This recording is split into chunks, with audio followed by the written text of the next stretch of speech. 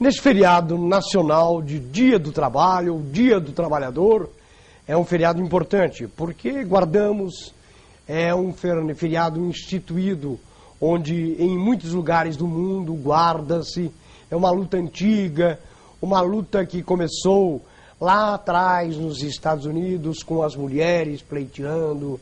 No Brasil nós tivemos algumas fases, principalmente com a promulgação das leis trabalhistas, com a formação e com a compactação da primeira CLT.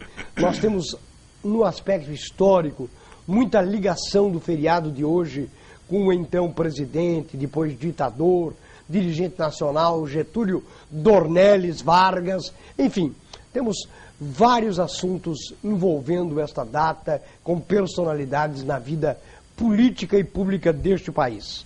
E neste exato momento, o brasileiro está seriamente preocupado com reformas trabalhistas, com reformas na sua previdência, com aquilo que pode ser. E nós temos um entrevistado. E outro dia eu entrevistei aqui um economista e eu disse, olha, tudo que você está dizendo, eu respeito o seu ponto de vista, mas quero dizer que o Tipó, que é advogado criminalista, é vereador, também é político, é expediente, porque foi funcionário do Instituto de Seguridade Social deste país durante muitos anos, tem pontos divergentes com o que você está falando. Então, eu acho que também estou certo, mas eu acho que também o doutor Tipó está certo. É o Reinaldo Cafil. E o Tipó vem aqui hoje porque nós estamos vivendo este momento, neste período que antecede essas possíveis reformas. Tivemos manifestações na última sexta-feira em várias partes dos países, principalmente nas grandes cidades, na capital de São Paulo, na capital do Rio de Janeiro. Enfim, Tipó, é um prazer tê-lo aqui, até porque você sempre dá e nos proporciona boas entrevistas, elucidando a opinião pública e trazendo os conceitos jurídicos pelos quais você é um especialista e é inclusive um palestrante sobre a área, sobre o assunto em várias faculdades, em vários setores, você como professor desta área de previdência pública. E é com uma alegria que nós o recebemos, embora que não podemos acionar o telefone porque esta matéria foi gravada para que pudéssemos apresentar hoje, não tenhamos a participação do telespectador, mas certamente você elucidará muitas dúvidas que eventualmente os nossos telespectadores tenham nesta programação especial. Muito obrigado pela sua presença, seja muito bem-vindo ao nosso programa. Obrigado mais uma vez, Samuel, a toda a equipe da TV Prevê, a todos os telespectadores, por esta oportunidade, num momento, como você disse no começo, crucial, um momento histórico para a nação, um momento onde o governo federal, com a ajuda da sua base parlamentar no Congresso, aprovar uma reforma trabalhista que praticamente já conseguiu em primeiro turno, em primeira votação. A semana que vem, essa semana já vai provavelmente aprovar em segunda votação, porque a reforma trabalhista, ela é uma lei ordinária, então o número de deputados que precisa para aprovar é bem menor do que os 308 deputados que é preciso para uma proposta de emenda à Constituição. A reforma da Previdência é uma emenda à Constituição, precisa de 308 votos. Então, é um momento histórico porque o governo tenta usar essa base parlamentar que ele tem no Congresso para aprovar essa reforma. Eu tenho falado em todas as entrevistas, nas palestras, nas reuniões, que a reforma da Previdência, como ela está apresentada, Samuel, ela é desastrosa para o trabalhador. Para todos, seja para aquele jovem trabalhador de 18 anos, até aquele que já está há 1 ano de se aposentar, aquele que já está lá com 60 anos de idade, ou uma mulher com 55, 56, 57 anos de idade. É desastrosa. É isso. Tipó, neste dia 1º de maio, em que nós estamos fazendo esse programa sobre as reformas e sobre a reforma principalmente da Previdência, Eu quero fazer, antes de entrar nos aspectos técnicos dessas mudanças, uma colocação que eu gostaria que você exteriorizasse seu ponto de vista, até porque você já o deu em programas anteriores e de forma similar àquilo que eu vou lhe perguntar. É o seguinte, o governo coloca isso como importantíssimo para o governo desta República, esta reforma, embora que ela tenha sido bastante alterada em função das pressões que o próprio governo colocou. Mas coloca isso como sendo um grande problema, não só para esse governo, mas prevendo algumas gerações futuras. Qual a sua opinião a respeito? Do déficit? Isso. É isso. O porquê desta reforma, que nada mais é do que em função do caixa que isto representa para o governo daqui a uns anos futuros. Samuel, eu posso falar por mim, pelo Tipó Laurindo, advogado, mestre em Direito Previdenciário, professor universitário, palestrante. Eu posso falar por mim e também posso expor aqui a posição da OAB, do qual eu sou vice-presidente da comissão lá em São Paulo. E a OAB, ela entrou nessa batalha. A OAB, através do Conselho Federal, juntamente com mais 182 entidades do Brasil, apresentaram uma emenda a esta PEC 287. É a emenda número 58. Se alguém quiser dar uma olhada, o que pensa a OAB sobre a reforma, então entra lá na PEC 287 no site do Planalto e entra lá nos apensos, entra na emenda 58, que é da OAB. Então a OAB, Samuel, ela não teria participado de forma tão incisiva, apresentando inclusive uma emenda que foi assinada pelo deputado federal Arnaldo Faria de Sá. O deputado é o subscritor da emenda da OAB e das 180 entidades do Brasil. Porque a OAB também não acredita no déficit. Eu não acredito no déficit. Eu vou te dizer uma coisa, Samuel. Todo o dinheiro que entra na Previdência é suficiente para pagar os aposentados e sobra muito dinheiro. Isso é um desafio que o governo ainda não conseguiu esclarecer para a população. Os maiores especialistas perguntam, cadê o rombo? Onde está o rombo? Por que existe o rombo? O governo não sabe dizer. Ele precisa trazer um pano de fundo para fazer algo que, na nossa opinião, não está no interesse dos trabalhadores, e sim dos grandes bancos, do FMI. O FMI soltou uma nota quinta-feira da semana passada dizendo, olha, o Brasil precisa urgentemente fazer a reforma da Previdência. Interessa para ele, que o país hoje, todo mundo sabe, o governo hoje deve 1,5 trilhão os juros, a dívida pública do Brasil. Isso ele deve para banco. Então os maiores interessados são os bancos. Os bancos, Samuel, que vendem previdência, que vendem planos de previdência, esses são os maiores interessados. Então eu quero só sintetizar. Por que o governo não se esforça para receber os mais de 500 bilhões que as grandes empresas do Brasil devem para a Previdência? Mais de 500 bilhões. Dentre elas, os maiores bancos. Dentre elas, eu posso falar uma das maiores devedoras aqui, a própria JBS. Isso está aí nas redes sociais. Outro problema, Samuel, que não existe déficit. O governo, ele tem um sistema de transferência de recursos da Previdência Social para outros ministérios, que é a DRU. Eu sempre vou dizer isso. É a desvinculação das receitas da União. Hoje o governo ele tira 30% do que entra na Previdência de forma legal e transfere para o Ministério do Turismo, o Ministério da Cultura, dos Transportes, todos os outros. E eu te faço uma pergunta olhando no teu olho, Samuel. Se o governo fala que a Previdência não tem dinheiro, tem déficit, por que ele, todo mês ele tira 30% do que a Previdência tem? Você não acha que é muito estranho? Eu só posso tirar dinheiro, gente, de onde tem. Então, se ele está tirando todo mês 30%, da Previdência é porque a Previdência tem muito dinheiro. E ele não vai conseguir nunca desmentir isso ou esclarecer isso de forma diferente. Então o déficit é uma coisa falaciosa, não é uma verdade. Eles usam isso para tentar convencer a população de que é necessária a reforma.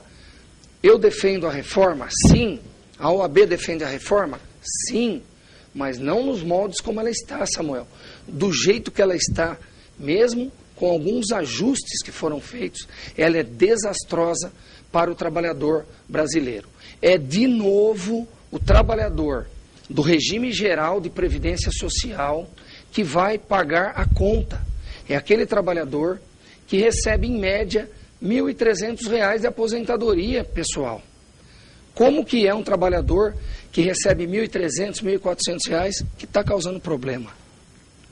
Encerrando esse tópico, Samuel, 75% das aposentadorias do INSS, as pessoas ganham um salário mínimo, gente. De cada 100 aposentados, 70, 72, 75 ganha um salário mínimo. E 90% dos aposentados ganham menos de 3 salários. Então, é o trabalhador que se aposenta pelo INSS que está causando algum problema para a economia do Brasil? Fica aí para vocês julgarem.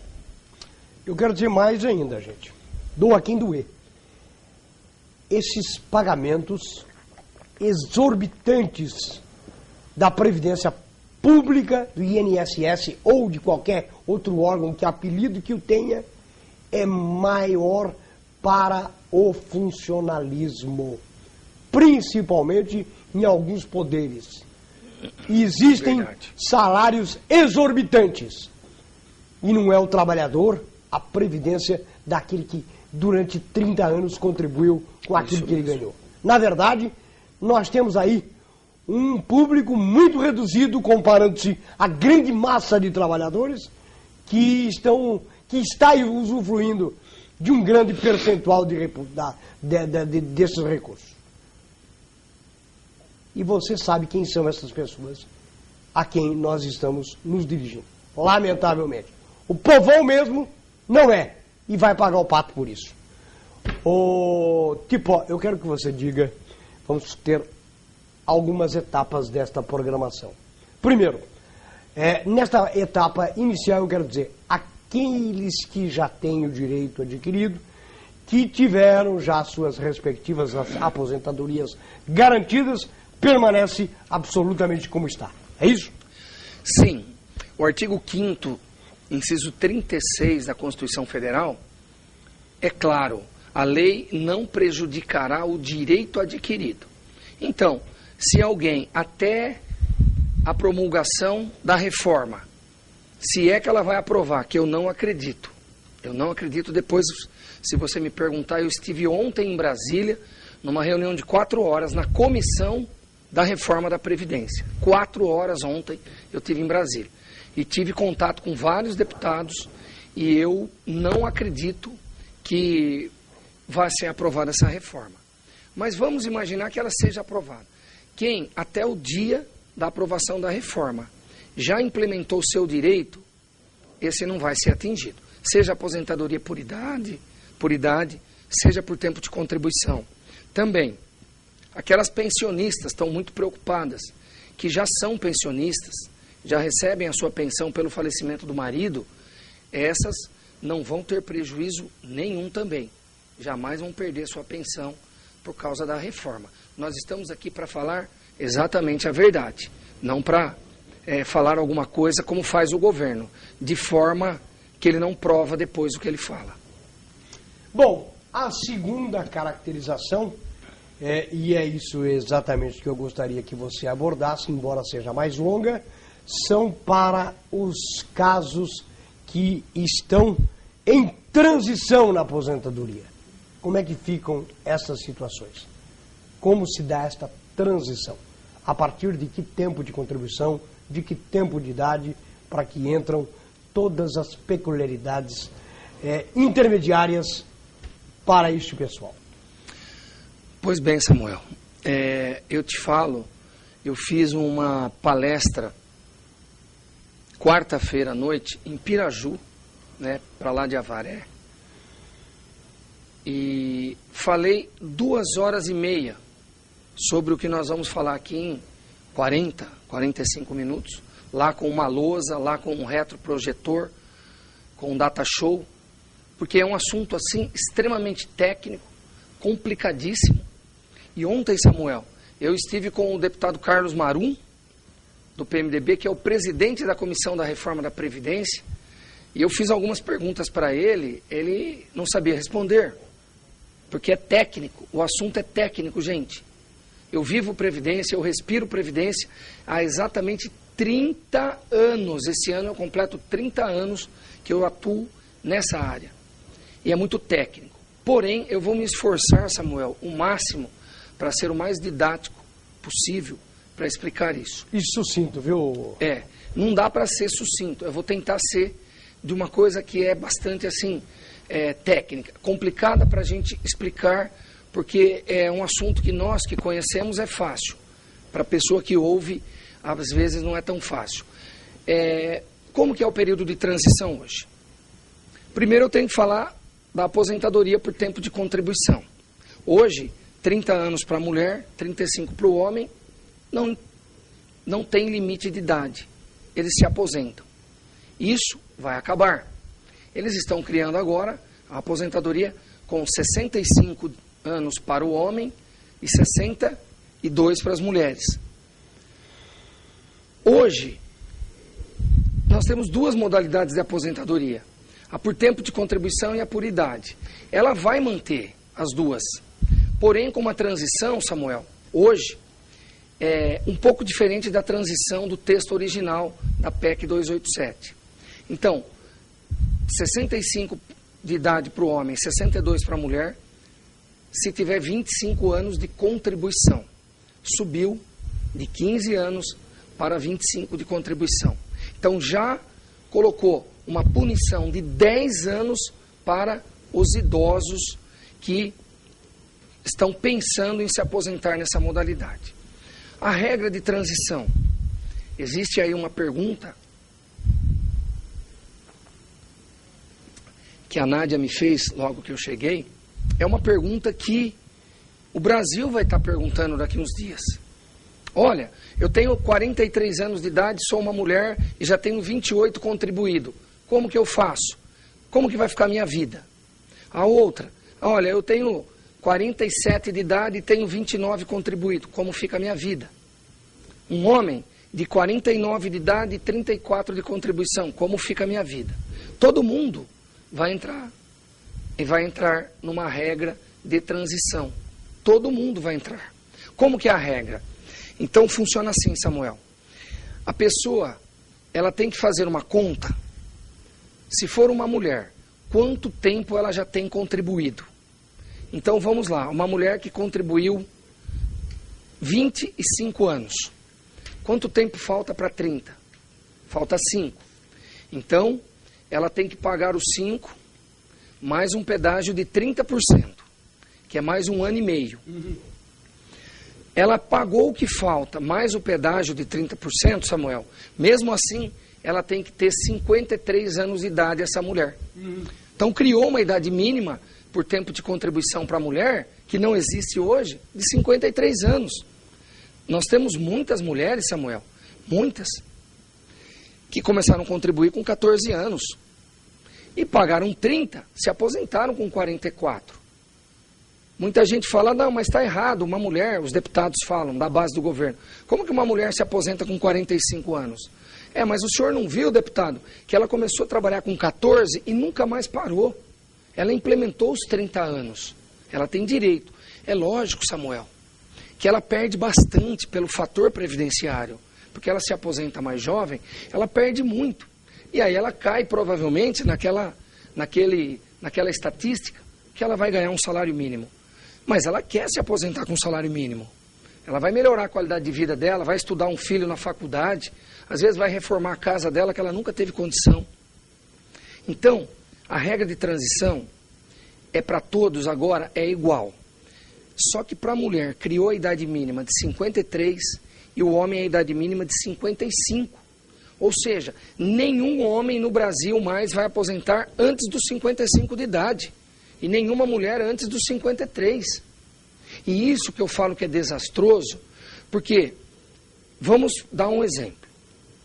Um homem que tem hoje 48 anos, Samuel, de idade, e ele tem 34 anos e 10 meses de contribuição no dia que aprovar a PEC.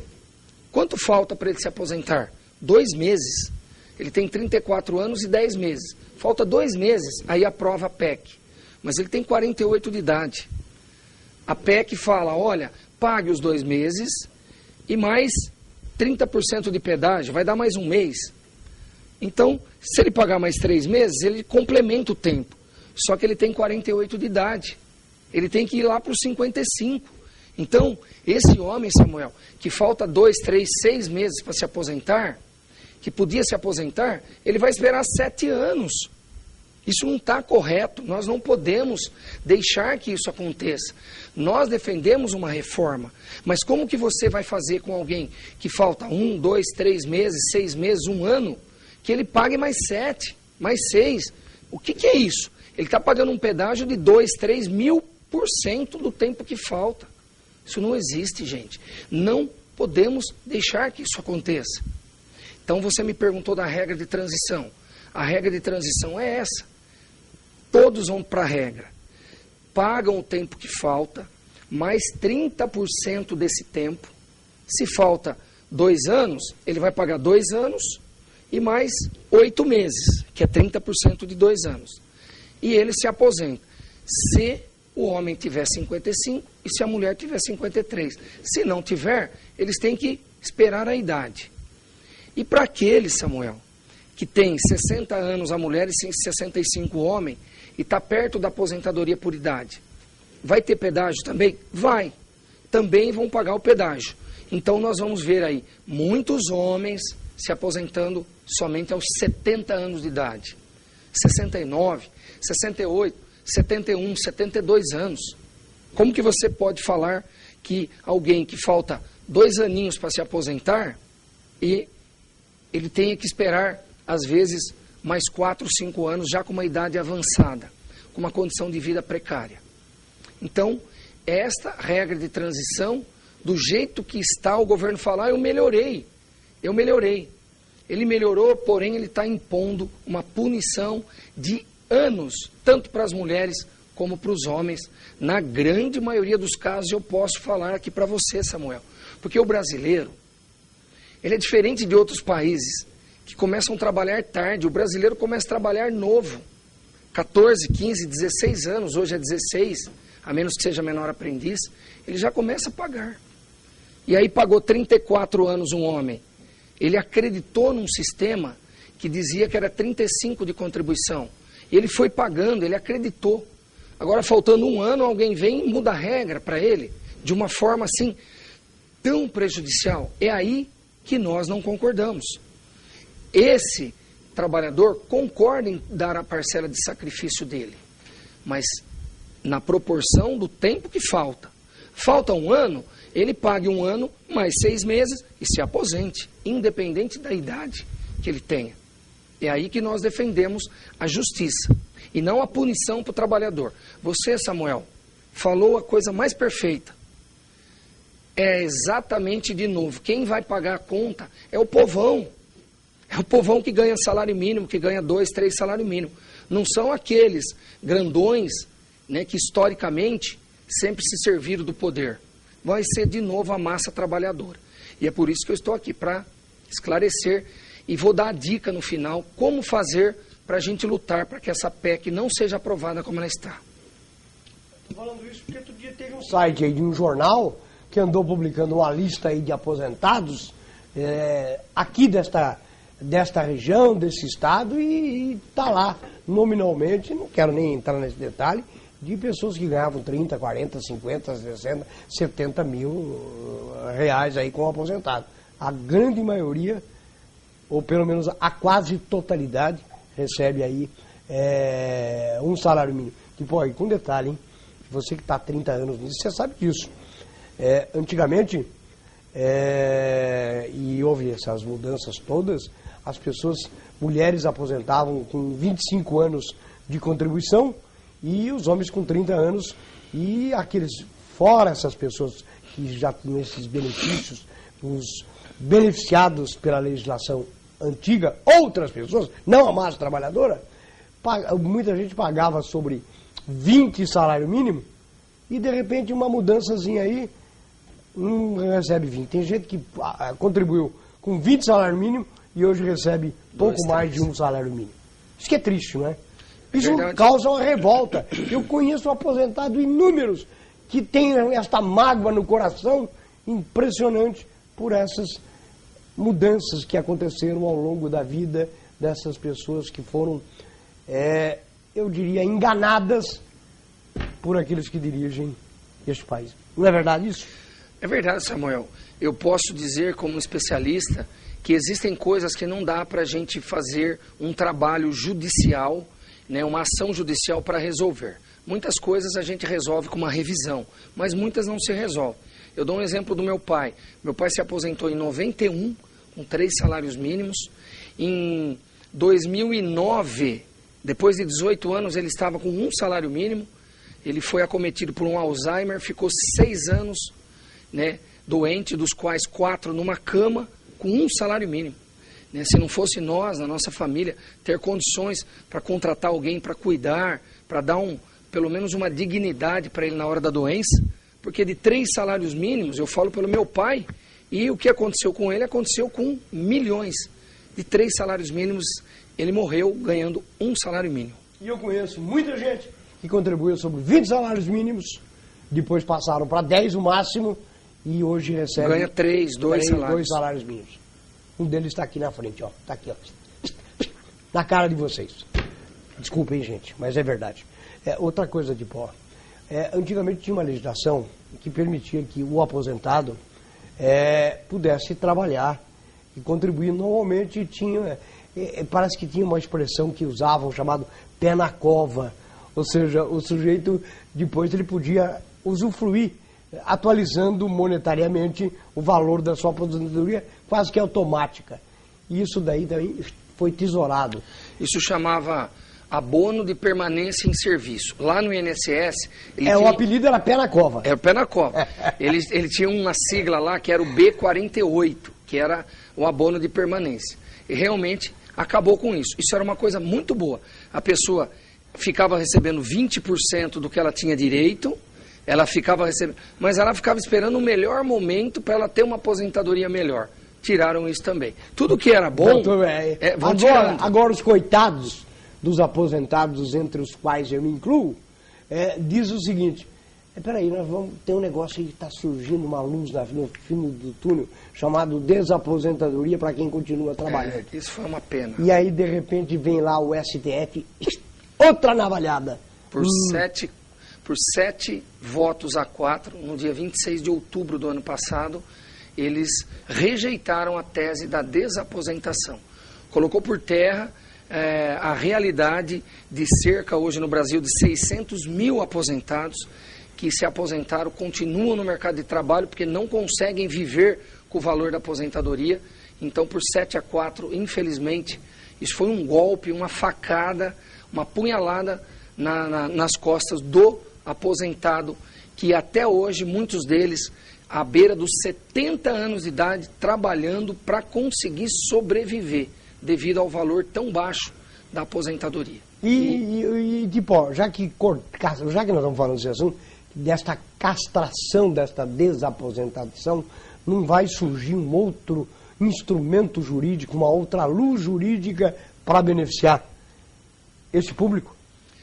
Olha, Samuel, eu faço parte de um grupo de professores previdenciários, professores do Brasil inteiro. Nós fazemos, a cada 3 meses a gente faz uma reunião em São Paulo, a gente faz um estudo, conversas, discussões, e nós estamos elaborando já estudos para tentar uma nova tese, não da desaposentação, que essa, infelizmente, o Supremo Tribunal Federal já rejeitou, mas seria receber de volta, pelo menos, com juro e correção monetária, aquilo que o aposentado contribuiu após a sua aposentadoria. Mas isso ainda é um estudo, nós não vamos criar expectativa, porque nós estamos com matemáticos, estatísticos, economistas nos ajudando, nos auxiliando, para ver se a gente encontra uma tese jurídica para fazer isso. Mas já estamos nos movimentando. Quisera que daqui a algum tempo a gente possa trazer uma notícia boa.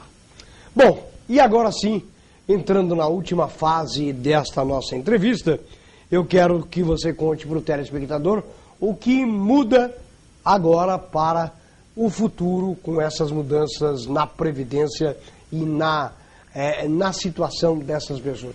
Olha, nós já tivemos tantas mudanças, o mundo inteiro teve todas essas mudanças, o Brasil é um campeão de mudanças. Olha, Samuel, o povo está muito calmo, mas o povo não é bobo. O povo brasileiro aprendeu que quando mexem com os seus direitos, ele não fica quieto. Eu sei que o povo não vai ficar quieto. Em outros países que tentaram aumentar em 2 anos a idade da aposentadoria, só aumentar 2 anos, ocorreram protestos, greves, quebra-quebra, e não deixaram.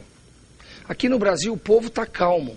Hoje, dia 28, apesar que muitos ficaram falando dessa greve, que ela é política, isso e aquilo, Samuel, eu preciso te falar, eu não aceito qualquer tipo de violência em greve. Não, isso eu sou absolutamente contra. Jamais. Nós temos meios para protestar, não precisamos de violência. Mas essa greve, o motivo dela, é muito justo.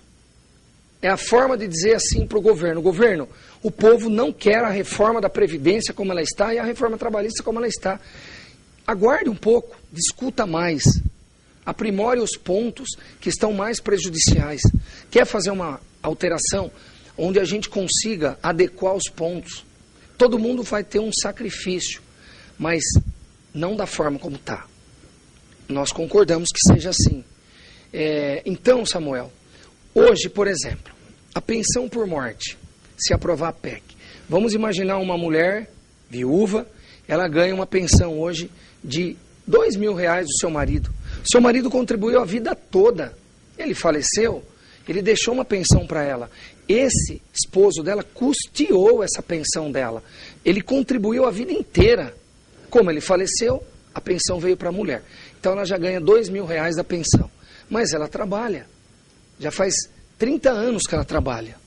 Agora, depois da PEC, vamos imaginar, ela completa os 30 anos depois da PEC. Aí ela vai lá no INSS pedir a aposentadoria dela.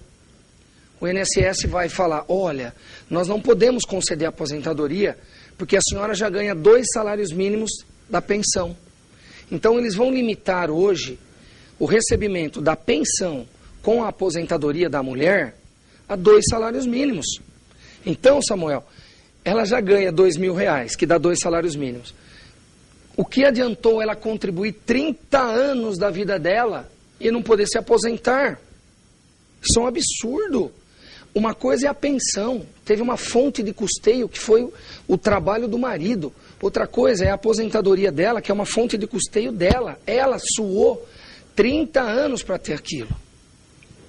Imagine, Samuel, que ela tem uma pensão de R$1.000 e ela é uma pessoa que vai se aposentar e ela consiga R$2.000 de aposentadoria. Quanto que dá 1.000 mais 2? 3.000. O INSS vai cortar os 3.000 para 2 salários mínimos.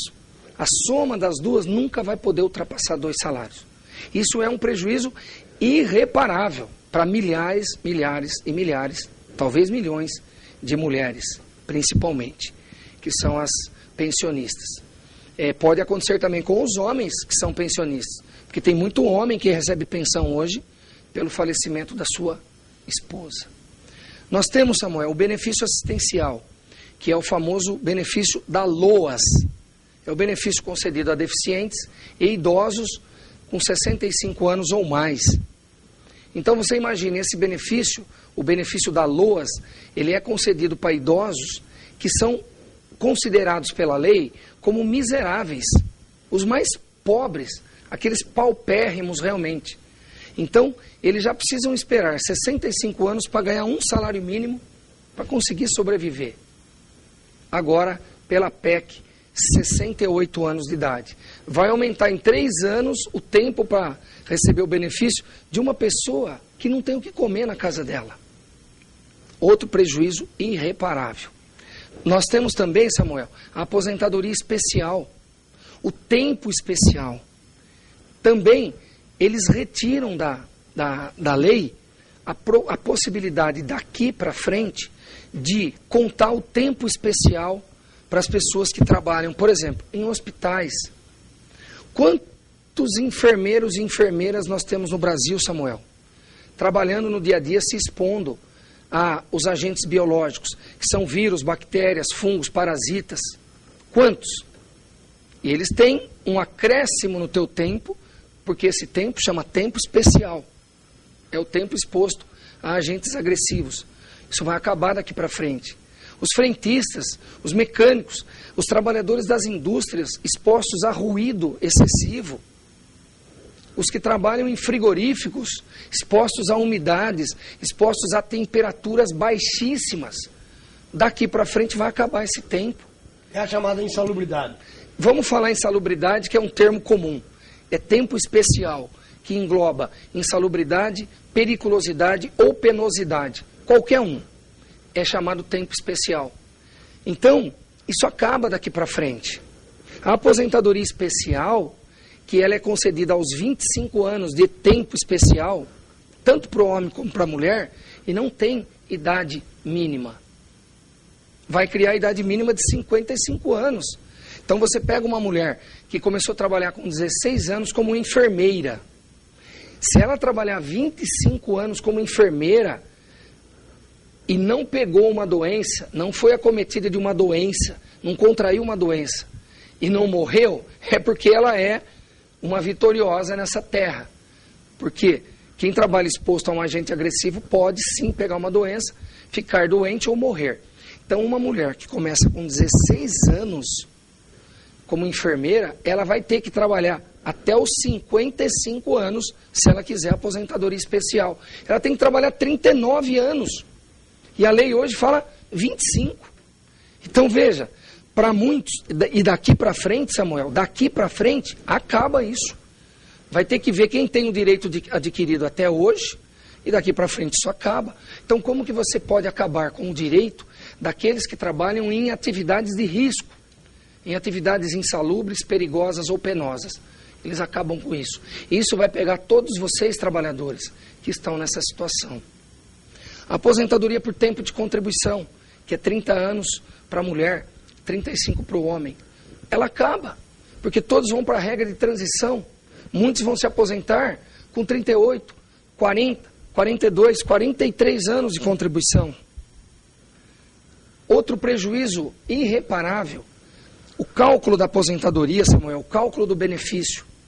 Hoje é feita uma média de julho de 94 até hoje, onde são apurados 80% das maiores contribuições, de julho de 94 até hoje. E é feita uma média.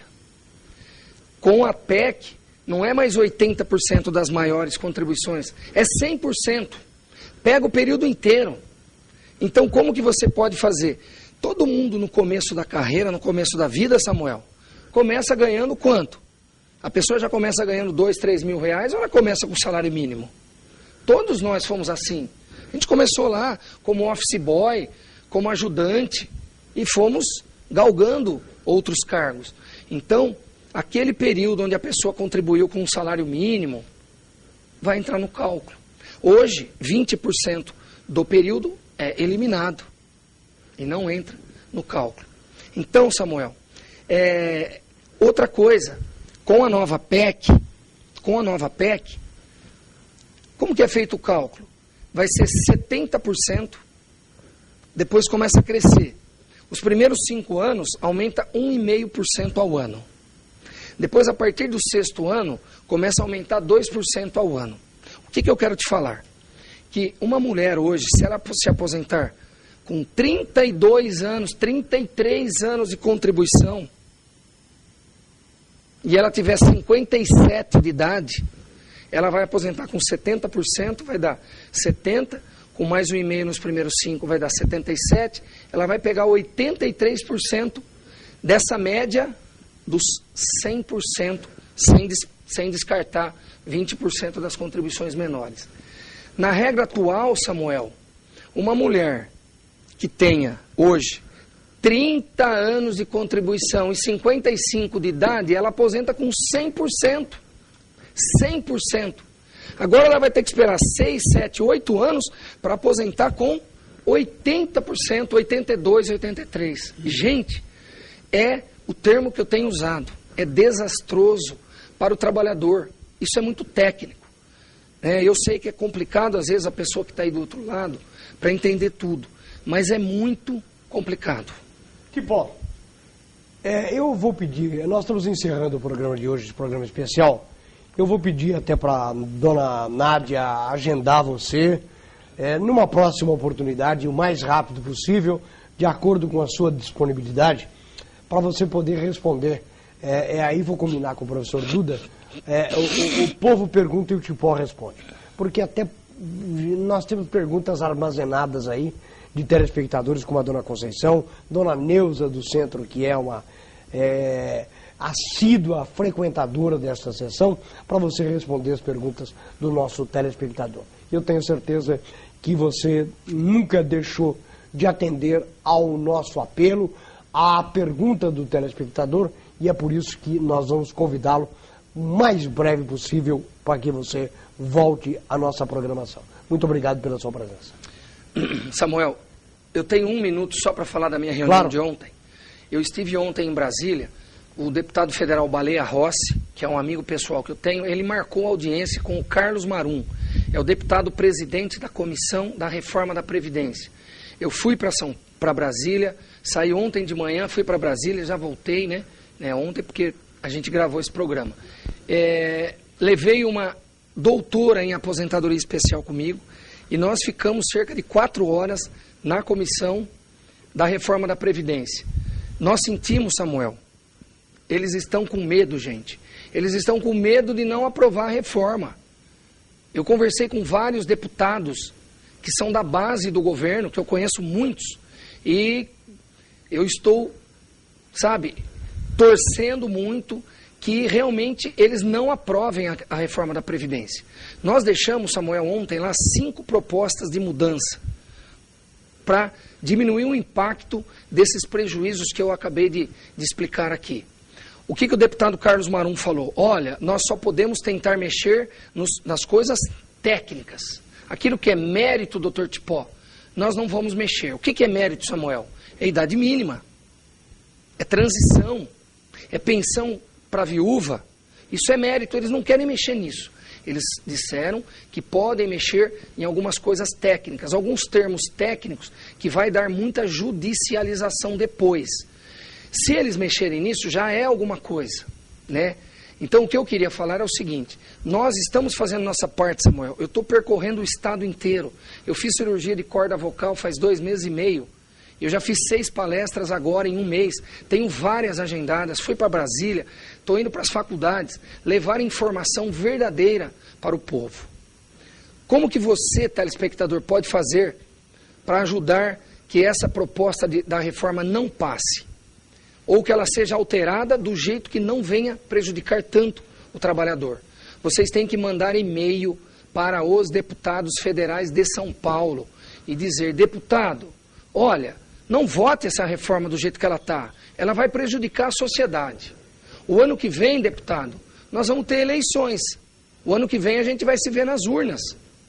Então olhe com carinho essa reforma, porque o ano que vem eu também vou analisar com carinho a situação das eleições. Nós não precisamos, gente, queimar pneu, nós não precisamos fazer nada diferente. Vocês mandando mensagem para os deputados, eles vão saber o recado que vocês estão dando. E eu quero deixar aqui com o Samuel, eu vou deixar aqui com a TV Prevê, um trabalho que eu fiz, que é o e-mail de todos os deputados, está num único arquivo. Em 1 minuto você cola esse arquivo, faz um textinho de 1, 2 linhas, isso chega para todos os deputados federais de São Paulo. É a melhor forma da gente se manifestar. Se a gente fizer isso, nós vamos ganhar essa batalha com toda certeza. Nós contamos com vocês, porque eu sou um defensor da sociedade. É um assunto que eu respiro no meu dia a dia. E eu sei o prejuízo que você, telespectador, terá se essa reforma for aprovada como ela está. Um abraço a todos, fiquem com Deus, um ótimo feriado. E mais uma vez, Samuel, obrigado a você, ao professor Duda, a Nádia, a toda a equipe da TV Prevê, por mais essa oportunidade para levarmos prestação de serviço à nossa população. Este é o compromisso da TV Prevê, trazer, elucidar e informar. Um bom feriado a todos e até amanhã nos horários alternativos do nosso enfoque regional. Muito obrigado, um abraço e fiquem com Deus.